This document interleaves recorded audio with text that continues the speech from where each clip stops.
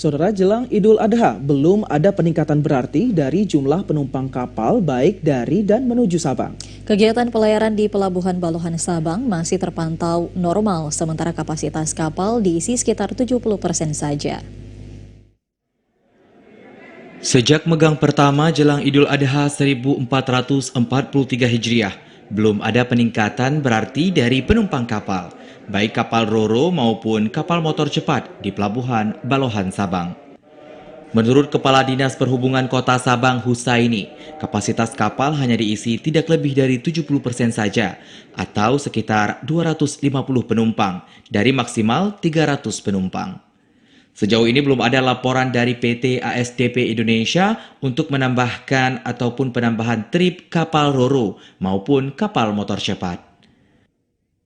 Untuk sampai dengan hari ini ya, Jumat tanggal 8 Juli belum meningkat, masih normal seperti biasa.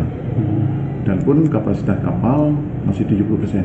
Tanda-tanda untuk meningkat mungkin belum ya. Kenapa nih lebaran haji mungkin tidak sama dengan lebaran Idul Fitri. Jadi penumpangnya masih biasa, masih normal. Kita udah tambah untuk Minplus itu ada sekitar 21 orang. Meski demikian, pihaknya tetap menempatkan petugas dari Dinas Perhubungan di 2 titik sebanyak 24 petugas dan didukung oleh TNI Polri untuk mengawasi lalu lintas penumpang yang masuk maupun keluar dari Kota Sabang.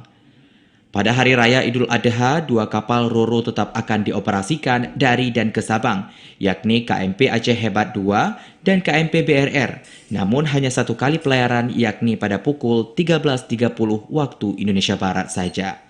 Dari Sabang, Mahfud TVRI melaporkan.